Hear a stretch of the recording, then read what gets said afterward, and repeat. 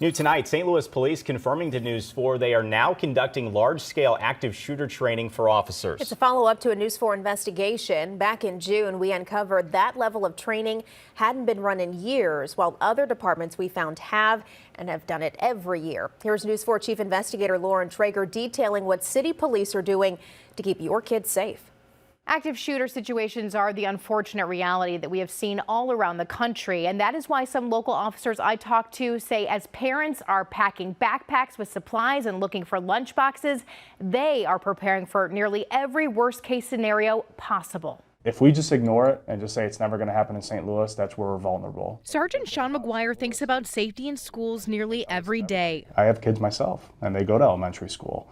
So when I send them and they get on the bus and they go to school, it's always on my mind too. Police coming in. That's why he says St. Louis County Police have been participating regularly in large-scale trainings, often referred to by the acronym MACTAC, since 2010. The way we prepare ourselves is we train. Working with partner agencies, simulating the stress of a real situation. Or if something could happen where they get shot with an airsoft, because we want to make it more stressful, because in a real situation, it is going to be stressful. And every tragedy, a chance to learn more. Criticism of the police response in Uvalde, Texas, for example, highlighting the need to train first responding officers. If active loss of life is happening, our officers are going to that threat to deal with that threat, to stop the shooting, stop the killing any way possible. But back in June, News 4 Investigates told you that St. Louis Metropolitan Police had not participated in a large-scale training in 6 years. This way.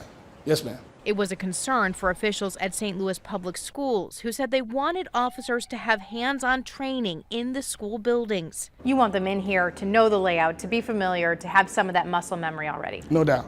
No doubt. I think that will be beneficial for them. Police said the COVID pandemic kept them from doing the trainings, but were planning on them in the near future. After our story ran, St. Louis police sent an email to their officers mandating they now sign up for a training date. A spokesperson writing to News 4, quote, "The training will be conducted by our department and will take place on various dates over the next 12 months to ensure all commissioned personnel can attend." This is going to be somebody's worst day of their life. Back in the county, Sergeant McGuire says he wants to assure parents. I don't want them to be nervous about this. I want them to know that we have trained for several years on this. We work together as a community, as a region. Heading into the school year, though, he says all should stay vigilant. Anyone, he says, can look for red flags to help keep kids safe. And don't hesitate to call the police. Sergeant McGuire says St. Louis County Police are looking to add some additional equipment to their patrol cars to help them breach buildings in active shooter scenarios. Is there an issue you want me to look into? You can email me at investigates@kmov.com. I'm Lauren Traeger, News 4 Investigates.